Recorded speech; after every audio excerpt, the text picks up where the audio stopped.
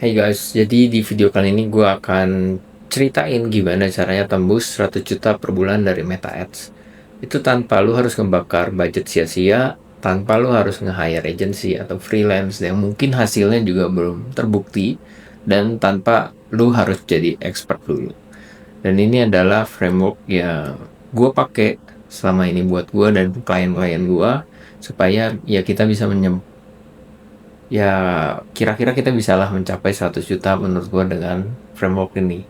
Karena memang namanya di Meta Ads, revenue lu tuh tergantung sama budget yang lu masukin. Cuma tetap aja ketika naikin budget kita tuh nggak bisa sembarangan, apalagi ketika kita nggak punya fondasi yang bagus di Meta Ads.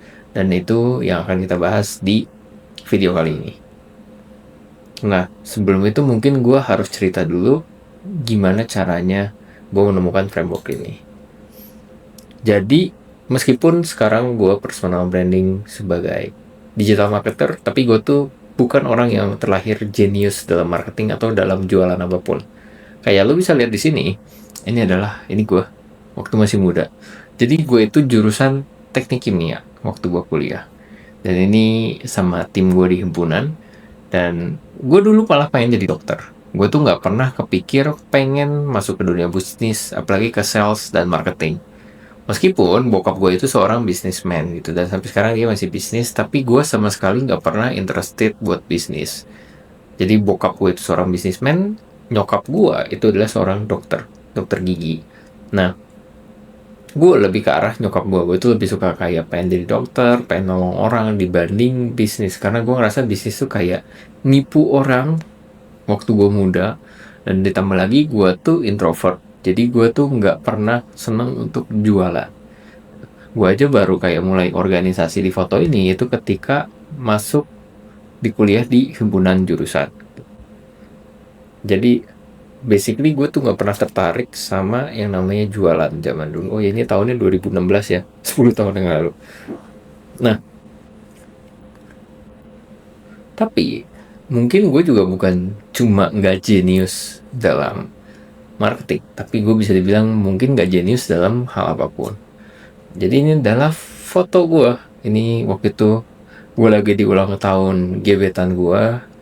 Terus kebetulan saat itu dikeluarin nilai semester itu. 2017, gue tuh masuk tahun 2014, jadi itu lagi di semester 5 lah. Di situ gue baru sadar kalau nilai gue tuh jelek ya, jelek banget. Kayak di semester 3 dan semester 4 IP gue tuh sampai di 1 komaan. Jadi gue tuh ngitung, kalau gue mau lulus dengan IPK 3 aja, gue tuh 7 tahun pun gak cukup. Sementara kan dulu gue pikirnya oke, gue beres kuliah, gue mau kerja dengan gaji tinggi, ya udah hidup nikmat aja lah. Karena kan ya nggak jadi dokter gitu, ya udahlah, yang penting itu aja, bisa hidup lah dengan jadi karyawan gitu. Tapi setelah gue tahu fakta IPK 3 gue itu nggak mungkin tercapai, kemungkinan besar gue ngirim CV itu nggak akan ada yang terima. Dan itu pun terjadi memang setelah gue lulus. Gue ngirim CV ke mungkin berapa puluh perusahaan, nggak ada satupun yang manggil gue interview gitu. Jadi saat itu gue cuma mikir kayak oke, gue perlu cara lain untuk survive gitu. Karena ya gue pengen punya masa depan gitu. Gue nggak pengen jadi seorang cowok yang gagal, cowok mau kondo lah istilahnya ya. Nah, singkat cerita, nah di tahun 2017 gue juga ketemu sama pacar gue yang sekarang jadi istri gue. Ini kita. Jadi setelah gue pusing kayak gue nggak bisa kerja, gue harus belajar bisnis. Nggak lama tuh kebetulan kakak kelas gue itu nawarin kayak lu mau belajar bisnis nggak? Terus dikenalin lah sama sekolah bisnisnya dia. Akhirnya gue ikutlah sama sekolah bisnis informal. Jadi mereka tuh bukan sekolah bisnis kayak SBM atau kayak Prasmul dan lain-lain. Jadi informal. Terus harapan gue tuh kayak oke, gue bisa jadi entrepreneur sukses, gue punya rumah gede, nanti gue punya helikopter, punya mobil mewah, ya kayak pikiran anak muda pada biasanya lah. Nikah, akhirnya gue bisa kebahagiaan pacar yang sekarang juga udah jadi istri gue gitu. Nah, tapi sayangnya cerita itu nggak berakhir dengan baik, karena mentor gue itu sebenarnya seorang penipu. Jadi dia tuh melakukan penggelapan uang ke murid-muridnya sendiri. Dan ini itu pernah dibahas juga sama ini The Overpost si Leon Hartono, yang kebetulan temannya itu ini salah satu murid paling suksesnya dari mentor bisnis gua. Jadi intinya dia tuh ceritanya kan ngajarin bisnis, ada yang buat kayak gue yang anak-anak kuliahan yang masih miskin, sama ada yang buat ke bisnis-bisnis yang udah gede yang mau di scale up, mau IPO. Jadi goalnya itu adalah dia ngelatih orang, yang ngajarin orang supaya bisnisnya bisa IPO. Salah satunya ini adalah Ko Alexander Fu. Dia itu punya anaknya pabrik tekstil Nagasaki, masalah pabrik tekstilnya gede gitu. Dan jadi diajarin sama si guru gue ini, terus dia diajakin bikin project bareng, akhirnya ternyata uangnya nggak tahu hilang kemana. Jadi ternyata selama ini mentor gue yang mamerin gaya hidup mewah, tinggal di penthouse, punya mobil ganti-ganti, itu sebenarnya pakai duit muridnya yang dibilang jadi project bareng. Dan dia tuh belum dan dia tuh bukan pertama kalinya ngelakuin kayak gini. Sebelumnya pernah di daerah lain, terus dia kabur pindah ke daerah Bandung, Jakarta waktu itu. Jadi ya lumayan gede ya ini, dan kayak lihat ya banyak yang tahu kasusnya. Nah itu adalah mentor gue. Cuma kebetulan karena waktu itu gue masih kuliah, bokap gue tuh nggak ngizinin gue masuk ke program eksekutifnya dia. Jadi gue tuh cuma ngambil program paling basic, di mana itu tuh kita cuma beli barangnya dia kayak 10 juta buat belajar jualan lagi gitu. Tapi waktu gue kuliah itu tuh 50% dari tabungan gue semuanya. Jadi setelah mentor gue ketipu, memang duit gue nggak kehilangan banyak, tapi yang hilang itu adalah arah dan harapan gue. Karena kan tadinya gue pikir buat bisnis itu adalah jalan keluar buat permasalahan hidup gue, di mana gue nggak bisa kerja. Nah singkat cerita ya gue sedih, cuma kan ya sedih bisa ngapain sih ya. Akhirnya gue cari cara lain, dan gue mulailah masuk ke dunia digital marketing gitu. Jadi ini gue lagi, dan ini istri gue, kita ketemu sama ini, kalau ada yang tahu ini Kodeni Santoso. This dude is a legend ya di dunia digital marketing, terutama di Indonesia. Jadi kayak tadi kan gue rugi 10 juta, masih adalah kira-kira 10 juta lagi, dan itu tuh gue pakai untuk belajar digital marketing. Akhirnya gue kenal tuh pertama dari Koriko Huang gitu ya. Gue juga sempat ngobrol sama dia sedikit lah. Gue pernah ikut kelasnya, gue pernah dropship aja waktu itu ya. Terus gue juga pernah ikut kelasnya Dewa Eka. Akhirnya sampai gue berhasil masuk ke kelasnya dan coachingnya si Ko Denny Santoso. Tapi memang saat itu gue belum dapat hasil yang signifikan gitu. Tapi apakah worth it atau enggak? Yes, karena akhirnya gue tahu kayak sebelum lo bisa digital marketing, salah satu hal yang harus lo bisa bikin itu adalah konten dulu buat bisa digital marketing. Kira-kira itulah yang Ko Denny ajarin ke gue. Kayak memang gue udah belajar funnel dan lain-lain, tapi gue tuh nggak bisa execute itu dengan sempurna karena gue nggak bisa bikin konten. Nah cuma dari situ gue akhirnya kan belajar ya, cari gimana caranya bikin konten, dan lumayan naiklah account gue yang saat ini lu kenal mungkin sebagai Adrian Chandra Silvano. Ini dulu sebenarnya namanya Introvert Gaul, dan gue bahkan salah satu kebanggaan gue adalah dari yang gue pernah jadi muridnya Ko Denny, akhirnya gue jadi salah satu orang yang berhasil di Tribelio waktu itu, yang bisa ngumpulin 1000 database tanpa iklan sama sekali dalam 1 bulan gitu. Dan followers gue ya waktu itu masih di 80 ribuan. Nah, jadi yang bikin gue akhirnya bisa bikin konten adalah gue ketemu sama mentor gue yang berikutnya, yaitu Bang Ogut Cuma Muda Sekali. Jadi kayak waktu itu tuh dia tuh juga member di si Tribelio ya. Dia ikutan seminarnya juga, dan dia salah satu orang yang berhasil mengumpulkan orang-orang yang pengen jadi konten kreator dalam komunitasnya gitu. Dan gue pun masuk komunitasnya. Akhirnya gue mutusin buat beli kelasnya IG Hack. Waktu itu duit gue sisa berapa ratus ribu ya, kelasnya dia tuh masih di 198.000 dan gue beli gitu. Gue inget banget waktu itu gue masih masuk ke live-nya dia, dan gak ada orang lain selain gue, jadi cuma gue yang tanya jawab ke dia. Dan setelah itu gue tiap hari tiap minggu ya live-nya, tiap minggu gue masuk ke live-nya dia, dan kita jadi sering ngobrol. Dan dia tuh banyak ngasih gue insight tentang gimana caranya gue ngembangin account gue, personal branding, dan dia salah satu orang yang memperkenalkan Meta Ads ke gue gitu. Jadi ini screenshotnya ya, tahun 2020 nih. Ini adalah account gue. Jadi kita nyampe 10.000 followers. Jadi dari Mei 2020 tuh gue Gue tuh gabung seingat gue Januari atau Februari, di Mei itu 1.000, terus naik ke 10.000 lah, cepet banget lah waktu itu, cepet banget. Dan gue salah satu success story-nya dari kelasnya dulu IGHack. Sekarang mungkin lu kenalnya sebagai Akademi Kreator. Kalau dulu ini logonya aja masih Konten Akademi seingat gue. Dan waktu itu juga pas gue lagi bikin konten, gue tuh akhirnya ketemu sama teman baik gue saat ini, yaitu Victoria Wong atau si Cici Konten. Jadi gue waktu itu nge-DM dia, ngajakin ngobrol collab bareng, karena waktu itu posisinya gue sama-sama memulai ya. Dia lagi bikin konten, gue lagi mulai konten, dan dulu Victoria Wong itu karyawannya di Kodeni Santoso. Jadi waktu itu pikiran picik gue adalah kayak, oke, gue nggak punya duit nih buat bayar kelasnya Kodeni Santoso lagi. Mungkin kalau gue belajar sama Vicky, ya gue bisa dapet ilmunya gitu lah. Cuma long story short, akhirnya ternyata kita jadi temenan, dan kayak waktu itu gue kebetulan naik duluan nih followersnya dibanding si Vicky. Jadi akhirnya kita pernah live juga beberapa kali, dan ya jadi teman deket lah intinya. Nah, setelah itu gue sama Bang Ogu tuh lumayan makin deket ya, karena kan di IG gue akhirnya sempat jadi mentor, gue sempat ngisi live dan materi buat kreator-kreator.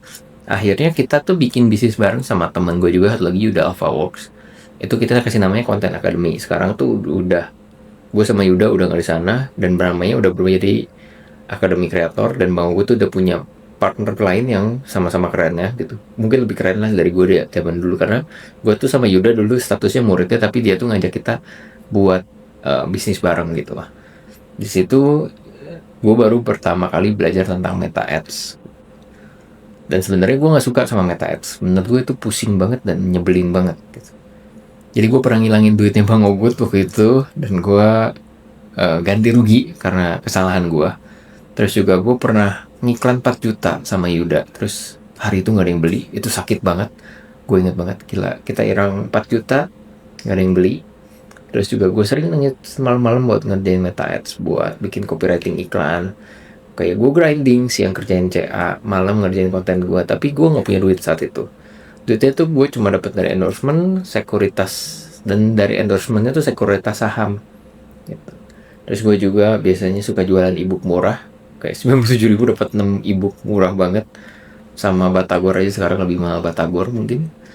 Nah tapi sayangnya di tahun 2022 akhirnya kan ada perang Rusia Ukraina, di mana market lumayan crash, dan gue sampai 4 bulan tuh nggak dapat endorsement, nggak dapat income. Akhirnya di 2022 gue memutuskan gue stop jadi kreator dan 100% ke digital marketing. Singkat cerita, akhirnya setelah itu gue coba banyak belajar hal digital marketing. Terus gue juga akhirnya mutusin masuk S2, ambil MBA di ITB. Ini gue kali ini gue lulus dengan IPK yang tinggi ya, 3,7 atau 3,8 sekian. Dan di sini tuh karena gue pikir kayak oke, gue tuh kurang ngerti tentang bisnis. Kayak gue bisa bikin konten, gue mungkin ngerti digital marketing, tapi gue nggak ngerti gimana caranya bisnis bekerja, dan mungkin itu yang bikin gue gagal waktu itu di introvert gaul. Jadi gue belajar, karena kebetulan nyokap gue juga bisa membiayain gue kuliah, dan mereka menyarankan ya memang ada baiknya gue kuliah gitu. Nah setelah itu gue juga sambil nge-freelance jadi performance marketer, megang Meta Ads buat di brand Indonesia ada, di luar negeri pun ada. Gue pernah punya klien dari Amerika. Jadi setelah itu tiap hari dari tahun 2023 sampai sekarang Meta Ads itu udah jadi keseharian gue. Dari pagi sampai malam, waktu gue itu dipakai cuma buat belajar digital marketing dan optimize klien gue. Dan salah satu orang yang banyak ngajarin gue tentang Meta Ads juga itu adalah istri gue sendiri, karena dia juga kerja sebagai digital marketer di sebuah brand, dan dia juga banyak dapat diajarin kan sama perusahaannya, karena supaya dia bisa ngembangin perusahaannya lewat Meta Ads gitu. Akhirnya setelah dari gabungan semua ini, gue ngerti apa yang selama ini salah, dan gue punya dapat frameworks Meta Ads sendiri yang gue pakai. Dan ini tuh nggak cuma gue yang pakai, tapi klien-klien yang gue pakai juga. Dan ini salah satunya, ini adalah klien gue. Jadi ini lu bisa lihat sendiri ya. Ini gue rekam tanggal 27 Maret. Ini adalah screenshot dari tanggal 1 sampai 26 Maret. Lu bisa lihat sendiri conversion value kita di 105 juta dengan ROAS-nya di 17. Oke. Ini makanya kenapa gue berani bilang Framework yang akan lo pelajari ini akan membantu lo sampai 100 juta per bulan dari Meta Ads. Dan ini adalah framework yang udah direplikasi berkali-kali. Gak cuma ke satu klien ini, tapi ada juga klien yang lain. Nah, ini adalah salah satu klien gue juga, dimana waktu dia masuk itu awal-awal ya memang dia nggak nyampe 100 juta ya, masih di 40 jutaan, cuma dulu ROAS-nya dia di 2, sekarang tuh udah di 4,7 sekian, jadi kita naik ROAS-nya 2 kali. Dan masalah 100 juta itu di Meta Ads sebenarnya tinggal kita tambahin spendingnya aja. Kita udah punya framework yang berhasil, kita udah bisa dapat hasil yang bagus, ROAS di 4,76, kita harusnya udah lebih berani untuk scale sampai ke 100 juta. Dan ini juga adalah screenshot dari klien terbaru gue di tahun 2026. Waktu dia masuk sama ROAS-nya 2, dan dalam sebulan itu kemarin sebenarnya di Februari kita sempat ROAS-nya di 8, cuma memang spendingnya masih kecil karena masih testing. Di bulan Maret ini kita fasenya scale up, kita lagi scaling, dimana ROAS-nya memang turun jadi ke 5,7, terutama waktu lebaran kemarin lumayan jelek ROAS-nya. Cuma ya masih 5 gitu, nggak 2, nggak 1 gitu. Ini menunjukkan ya kayak kalau kita mau ke 100 juta ya kita tinggal nambahin spend-nya aja kan. Dan ini juga sama, kayak ini adalah klien terbaru gue di bulan ini, kita running di 3 Maret lebih tepatnya. Dia tuh sebelumnya bayar agency dan dia ngerasa nggak dapat result, jadi hilang duit buat iklannya. Dia nggak dapat pembelian, nggak dapat data lah, dan dia harus bayar iklannya juga, keluarnya lumayan lah gede. Dan setelah bareng gua itu dalam sebulan kita bisa bayar hasil kegagalan agency itu balik modal langsung. Ini tanggal 26. Hari ini juga kan iklannya masih running ya.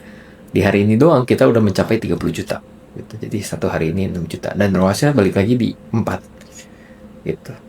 Nah, tapi nggak semuanya berjalan dengan bagus. Ini adalah salah satu contoh klien gue yang lagi menurun performanya. ROAS-nya turun dari 6 mungkin jadi ke 3. Tapi maksudnya sejelek-jeleknya aja itu masih 3 gitu, dan kita masih punya conversion value yang mungkin di 17 jutaan. Kecil sih memang. Cuma ya memang nggak mungkin semuanya akan selalu bagus, pasti ada masanya di mana jelek. Tapi yang penting balik lagi kayak ini masih ada ROAS ya, masih ada profit gitu. Nah, jadi sebetulnya dari tadi gue mungkin udah banyak cerita kayak gimana cara gue dapetin frameworknya. Gue pengen kasih tahu dulu ini framework bisa dipakai untuk siapa dan siapa yang jangan pakai framework ini. Yang pertama itu adalah business owner yang mau scale up bisnisnya pakai Meta Ads, tapi masih nggak tahu caranya. Dan ini adalah banyak banget orang-orang ini muncul di DM gue. Gue sangat appreciate lu nanya ke gue, lu percaya sama gue, cuma mungkin gue nggak bisa jawabin satu-satu, makanya gue bikin video ini. Yang kedua adalah business owner yang selama ini asal ngiklan dan mau iklannya lebih efisien dan efektif. Biasanya ini adalah business owner yang iklannya itu dari Instagram ya. Kita klik yang kalau ada di konten kita ada yang boost konten. Nah, biasanya cuma diarahinnya ke profile visit, mentok-mentok ke DM atau ke WA gitu. Ini juga sebetulnya berarti secara organik penjualan lo tuh lebih bagus karena iklannya aja nggak tahu berhasil atau enggak gitu ya. Lo ngejangkau banyak orang iya, tapi bagus atau enggak tahu kan. Nah, dengan menggunakan framework ini lo tuh bisa menggunakan sistem iklan terutama di Meta Ads yang lebih efisien dan efektif. Jadi lu bisa ngukur kayak selama ini memang iklan lu works atau enggak, atau jangan lu cuma buang duit doang selama ini. Yang bikin penjualan lu gede itu sebenarnya dari organik. Nah, yang ketiga itu adalah business owner yang haus akan ilmu buat ngembangin bisnisnya. Karena nggak semua business owner itu pengen belajar sesuatu. Mereka ada yang cuma pengen dapat duit doang, nggak pernah mau belajar, nggak pengen pernah ngembangin. Pokoknya sistemnya adalah hiring gitu. Nggak salah, memang kedepannya kan begitu, cuma kemampuan bisnis lu itu akan tergantung sama lu nya sendiri sebagai owner ya. Ketika lu berhenti belajar, bisnis lu juga biasanya akan stuck. Yang keempat, itu adalah konten kreator yang jualan info produk secara organik dan pengen scale up pakai Meta Ads. Itu juga bisa pakai framework ini. Sebenarnya satu lagi mungkin ya bisnis yang termasuk yang di bidang jasa ya kayak freelancer dan lain-lain. Nah, framework ini bukan untuk orang-orang yang skeptis. Jadi gue sering banget ketemu orang yang, mohon maaf, agak sotoy masalah digital marketing. Padahal mereka aja nggak pernah punya bisnis, mereka nggak pernah sentuh Meta Ads. ya biasanya cenderung umurnya udah agak tua gitu. Cuma gue sangat respect sama orang-orang yang udah tua tapi masih mau belajar sama yang lebih muda, karena mereka tuh haus sama ilmu ya. Mereka ngerasa orang yang lebih muda tuh selalu punya sesuatu yang baru yang bisa merevolutionize bisnisnya mereka. Terus juga ini nggak cocok buat orang yang pengen kayak instan dan nggak mau belajar prosesnya gimana. Mungkin lu udah ngeliat kayak tadi, oh bisa dapat 100 juta dengan ROAS 17, yang dimana kayak berarti spendnya kecil banget. Itu tuh bukan sesuatu yang instan, itu tuh melewati proses kita testing banyak hal sampai akhirnya bisa mendapatkan hasil seperti itu gitu. Ketika lu pengen kayak instan dan lu mikir cuma kayak dengan menggunakan Meta Ads lu bisa dapat duit 100 juta, ini bukan framework buat lo gitu, karena kemudian misalnya lu akan ngabisin duit lu dan tidak mendapatkan hasil apa-apa, alias jadi boncos, duitnya habis gitu. Kayak ya Meta Ads bisa sedikit kayak judi, kayak trading gitu.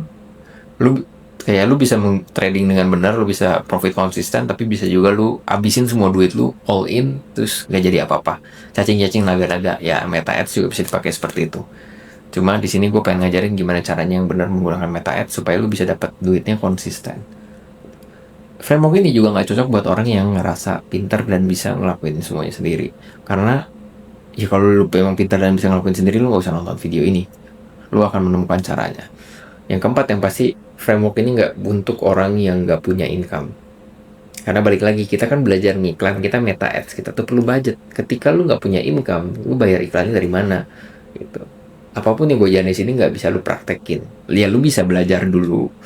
Cuma ketika lu belajar nggak praktek, ya nggak ada fungsinya gitu. Lu cuma menambah beban pikiran yang tidak membantu di hidup lu. Oke, kita udah clear.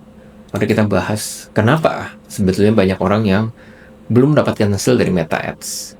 Kalau menurut gue, bukan karena lo sucks di Meta Ads. Karena gue juga pernah sucks di Meta Ads, kayak diceritain sebelumnya.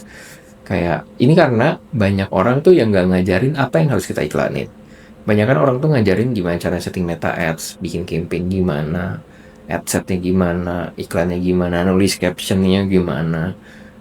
Kita harus coba format ini gitu. Satu adset ada satu campaign, ada berapa adset, ada berapa konten gitu. Itu terlalu teknikal gitu. Dan ketika kita ngomonginnya setting Meta Ads, itu kita ngomongin gimana caranya mengoptimize algoritma dari metanya sendiri. Tapi yang bikin ROAS lu tinggi, yang bikin lu bisa nembus 100 juta itu ketika lu ngerti customer lu siapa dan gimana cara marketinginnya. Dan gimana caranya mengkomunikasikan produk lu ke customer ini gitu. Jadi bagian dari apa yang harus diiklanin itu adalah salah satu komponen yang penting untuk mendapatkan 100 juta pertama. Mendapatkan 100 juta dari Meta Ads dan dengan ROAS yang masih tinggi, yang masih profit. Yang kedua itu adalah banyak orang nggak ngajarin. Yang kedua itu nggak ada yang ngajarin secara strategi. Yang kedua itu nggak ada yang ngajarin secara strategi gimana caranya pakai Meta Ads. Kebanyakan balik lagi apa? Ngajarin cara setting. Padahal strateginya Meta Ads sendiri itu bisa macam-macam, dan gue akan tunjukin di video ini apa aja yang bisa lo lakuin buat bisnis lo. Gitu. Dan yang ketiga, biasanya kalau orang yang udah pernah pakai agency itu pasti pernah ngalamin. Gue nggak bilang semua agensi jelek, tapi banyak agensi itu yang kurang transparan dan biasanya agak mediocre. Jadi mereka tuh cuma pengen lu stay lama aja di agensi mereka karena lu nggak ngerti Meta Ads dan mereka bayar, dan lu bayar mereka gitu. Jadi mereka bilang, oh iya ini memang tahap pasti learning, kita perlahan-lahan supaya kita bisa nyampe. Jadi mereka tuh mungkin spendingnya agak ditahan, mereka nggak berani scale up karena ya kebetulan hasilnya lagi bagus, supaya hati lu seneng aja gitu, dan supaya mereka stay sama lu. Mereka nggak ada niatan sebenarnya untuk nge-scale up bisnis lu. Tapi banyak juga agensi yang baik dan bagus. Gue kenal banyak temen agensi gue juga, mereka doing their best untuk nge-scale up bisnis lu. Cuma sayangnya kebanyakan orang mendapatkan pengalaman di agensi yang kurang enak. Salah satunya kayak klien gue sendiri yang tadi gue sebut, yang 2 bulan gak dapet hasil dan keluar duit banyak. Untungnya setelah dia coba pakai model gue, kita kerjain bareng-bareng, itu langsung balik modal dalam 1 bulan. Nah, langsung aja kita mungkin udah banyak cerita, semoga lu gak bosen. Kita akan bahas tentang frameworknya, yaitu the full funnel advertising model. Jadi ini adalah gabungan dari yang gue pelajarin semuanya, sama base-nya juga dari yang apa diajarin sama istri gue. Yang pertama, kita harus ngerti dulu tentang marketing funnel. Jadi orang itu nggak langsung tahu produk kita dan langsung mau beli, tapi ada perjalanannya, makanya disebutnya customer journey, dari orang yang belum kenal sampai orang yang mau beli gitu. Jadi ada modelnya, ada awareness, interest, desire, dan action. Nah, ketika kita pertama kali iklan itu masih di awareness, mungkin nanti kalau dia tertarik masuk interest, desire, dan action. Di sini itu adalah kira-kira apa yang harus kita lakukan. Jadi kalau di awareness tuh biasanya kita harus ngasih quick value antara kita mengentertainment orang atau ngasih edukasi dan insight. Setelah mereka udah aware ada kita, mungkin mereka akan ada yang tertarik sama produk kita. Di sini saatnya kita menjelaskan kenapa harus pilih produk kita. Apa sih benefit yang dia dapetin kalau dia pakai produk kita. Jadi kayak kita ngomongin kayak kita menyelesaikan masalah apa, terus gimana cara kerjanya produk kita. Nah, mungkin setelah dia ceritain ini, dia udah tertarik, jadi pengen punya produknya. Di sini tugas kita adalah kasih bantuan supaya mereka makin percaya sama produk kita bisa jadi solusi buat dia. Jadi biasanya di sini kita kasih testimonial, kita kasih bukti, kita kasih studi case, apapun itu.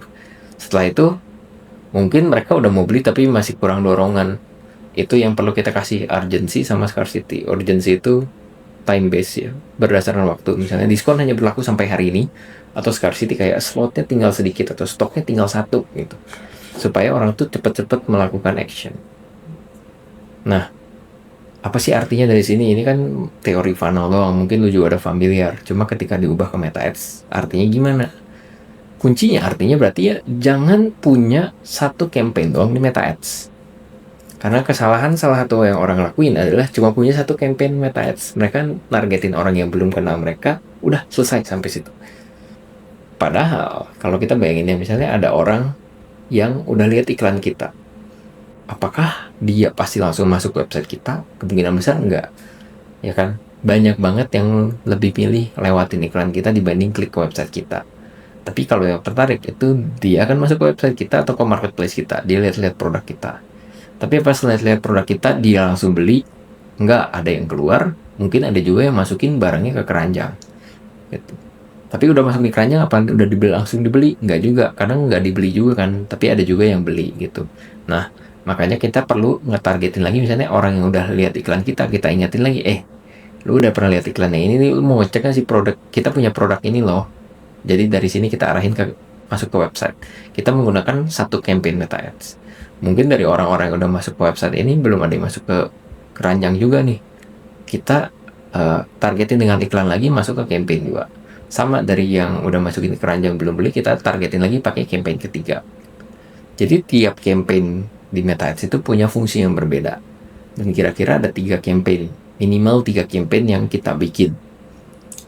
Nah, ini gue sebutnya campaign 1 yang untuk pindahin dari orang yang aware ke pengen ke interest yang masuk ke website atau ke marketplace, itu campaign TOFU, top of funnel, karena tadi kan kita bahas funnel. Kalau yang kedua itu MOFU, campaign middle of funnel, jadi dari orang yang udah masuk website supaya pengen masuk ke keranjang atau check out. Yang ketiga itu ngingatin orang yang udah check out atau udah masukin keranjang belum beli produk kita, itu makanya di bottom of funnel gitu. Nah, teknisnya jadi kayak gini, the full funnel model. Jadi kita punya 3 campaign, TOFU, MOFU, BOFU. Dan TOFU itu targetin ke customer baru yang sama sekali belum kenal bisnis kita. Jadi ini yang mendatangkan calon customer ke bisnis kita. Tapi kan mereka belum tentu siap langsung beli. Mungkin mereka mau lihat-lihat konten dulu, mau lihat-lihat kata orang dulu, apapun itu. Nah, kita punya lagi ke konten MOFU. Di sini kita targetingnya ke engage customer. Engage customer itu apa? Gue mendefinisikannya adalah sebagai orang yang udah pernah engage sama IG kita, entah itu nge-like postingan kita, udah pernah nge-save konten kita, pernah ngirim DM ke kita, pernah lihat-lihat profile kita, atau baru nge-follow kita. Itu yang pernah engage sama Instagram. Terus kita juga bisa nargetin ke audiens yang udah pernah masuk ke website atau ke marketplace kita tapi belum pernah beli. Karena kan mereka udah niat tuh, udah ada intensi untuk nyari info lebih atau udah intensi buat beli tapi belum beli gitu. Itu kita targetin lagi pakai iklan. Dan terakhir kita ada campaign BOFU yang masih targetin ke engage customer ini. Jadi yang audience engage IG sama yang udah pernah masuk ke website sama marketplace, dan satu lagi customer kita yang udah pernah beli supaya dia beli lagi gitu. Nah, si TOFU MOFU itu akan sangat bagus ketika kita, cuma kan biasanya berarti pertanyaannya adalah di campaign TOFU tuh konten iklannya seperti apa, di campaign Mofu nih, iklan seperti apa dan Mofu-nya seperti apa. Nah, gue punya satu model yang bisa ngejawab ini semua dan berdasarkan industrinya apa. Mungkin akan sedikit mengusingkan, tapi gue harap lu ngerti ya. Jadi kita punya namanya hierarchy of effect, atau biar singkat kita sebutnya ABC model aja. Jadi ini adalah model yang menjelaskan tahapan atau cara orang memilih dari awal yang pertama mereka tahu ada sebuah brand atau produk sampai akhirnya mutusin beli. ABC-nya itu ada affective, behavior, kognitif. Gampangnya affective itu suka, behavior itu membelinya, kognitifnya itu bagian logikanya, dia mikir secara worth it atau enggak dan lain-lain. Affective itu hubungannya emosional ya, jadi suka atau enggak. Behavior itu action yang dia lakukan, dan kognitif itu kayak informasi, kepercayaan atau opini logis dari si customer sendiri. Nah, ada 3 model. Mungkin lu boleh screenshot dulu biar ngerti. Nanti kita akan jelasin juga secara gimana. Nanti gua akan jelasin juga ke studi case-nya gimana. Jadi ada high involvement CAB, low involvement CBA, dan experiential ABC. Intinya kalau kognitif, kalau high involvement atau CAB itu orang harus tahu info dulu, harus tahu reviewnya dulu, harus tahu testimonialnya dulu, baru mulai suka nih ke si brand atau si produknya, baru mutusin beli. Kalau involvement, orang tuh cuma tahu sedikit info, kayak nama brandnya pernah dengar aja, terus pernah tahu fungsi barangnya seperti apa, terus kalau lagi ada promo sama diskon dia beli, terus baru suka brandnya. Kayak beli air mineral lah istilahnya. Kita tahu brand Aqua lagi murah, ya udah kita beli aja Aqua karena kita tahu brandnya. Tapi karena kita ngelakuinnya terus lama-lama kita jadi suka sama Aqua. Minum dulu.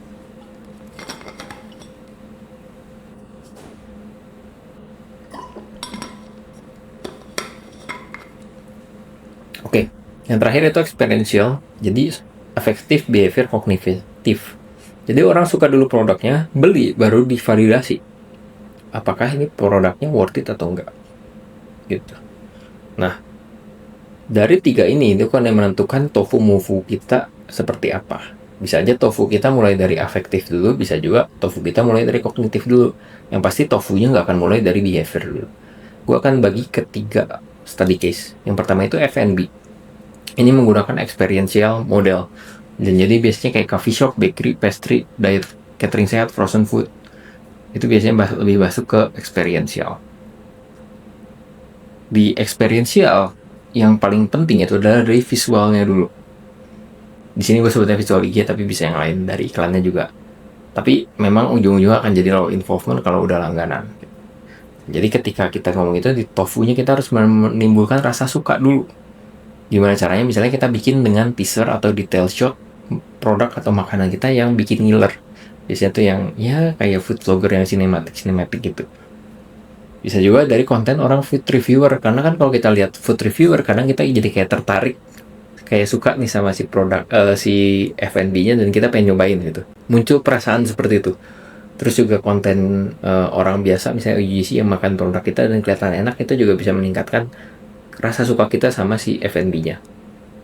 Di bagian Mofu-nya itu kita punya konten behind the scenes untuk nunjukin produk kita tuh dibuatnya secara profesional loh gitu, atau mungkin menggunakan bahan makanan yang bagus gitu loh.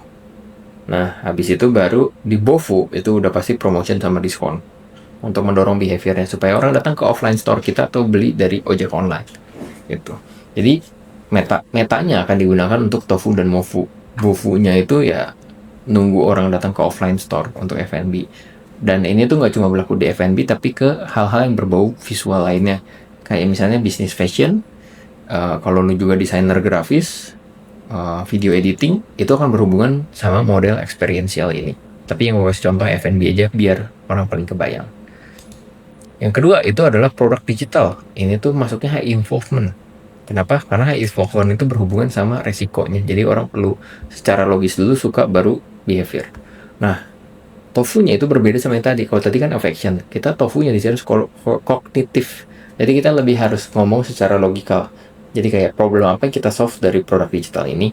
Entah itu produk tentang online course bikin konten, online course untuk menurunkan berat badan, online course untuk jago Excel, jago coding, dan lain-lain. Jadi kita harus ngomong dulu problem apa yang kita solve di produk ini.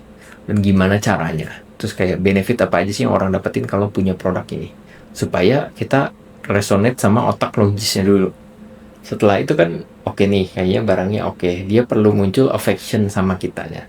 Gimana caranya gitu kita dengan memunculkan testimonial atau proof atau dengan study case.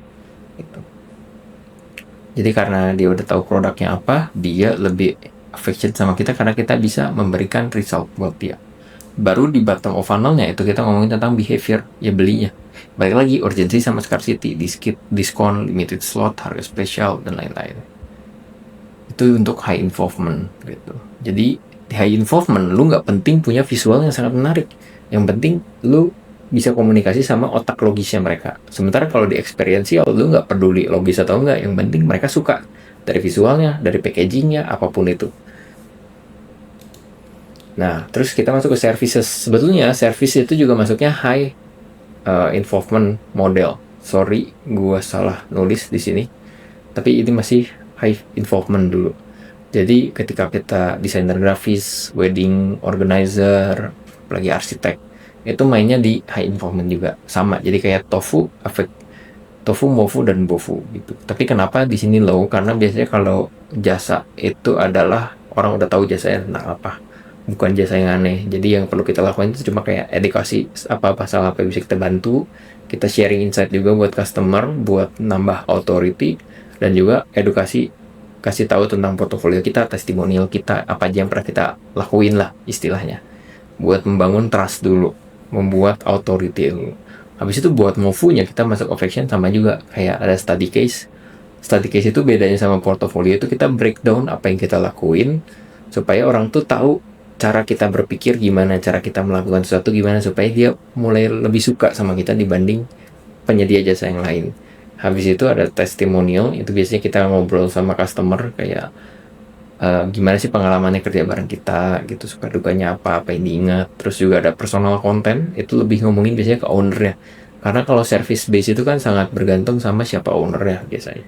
Ketika ownernya punya authority yang bagus, terkenal di bidangnya, itu akan meningkatkan affection kita ke si servicesnya itu.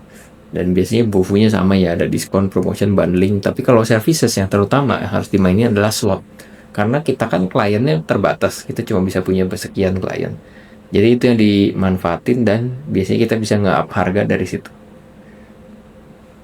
Nah, kira-kira itu semua adalah full funnel modelnya. Gua kasih balik lagi. Jadi ini full funnel modelnya yang kita lakukan di Meta Ads. Dan gue yakin kalau lu udah menerapkan ini semua dengan baik, harusnya lu punya ROAS yang cukup bagus, dan untuk mencapai 100 juta itu tinggal scale up aja dari budgetnya. Itu naikinnya juga perlahan-lahan ya, jangan terlalu gede. Jadi kayak naikin evaluasi. Karena lu punya funnel yang jelas, ketika lu masukin volume di atasnya lebih banyak, bawahnya jadi lebih banyak, bawahnya lebih banyak lagi, dan akhirnya purchase lu lebih banyak, namun dengan rasio yang kejaga. Jadi itu kira-kira framework personal gua yang gua gunakan untuk mendapat 100 juta dari Meta Ads, dan seringnya konsisten buat klien gue ya, selalu lah di rata-rata 100 jutaan. Nah, kalau lu seorang business owner atau lu content creator dan lu pengen kerja sama gua, lu DM aja ke gua di Instagram, bilang lu datang dari YouTube. Komennya apa ya mungkin ya? Lu bisa komen funnel ke Instagram gua supaya lu bisa Nah, kalau menurut lu ini bermanfaat buat lu dan lu pengen coba implementasiin model ini ke bisnis lu biar bisa scale up pakai Meta Ads, lu bisa DM ke gua funnel, kata-kata ini ya funnel, untuk nge-book free one-on-one consultation sama gua. That's it buat videonya, kita bakal ketemu lagi di video berikutnya.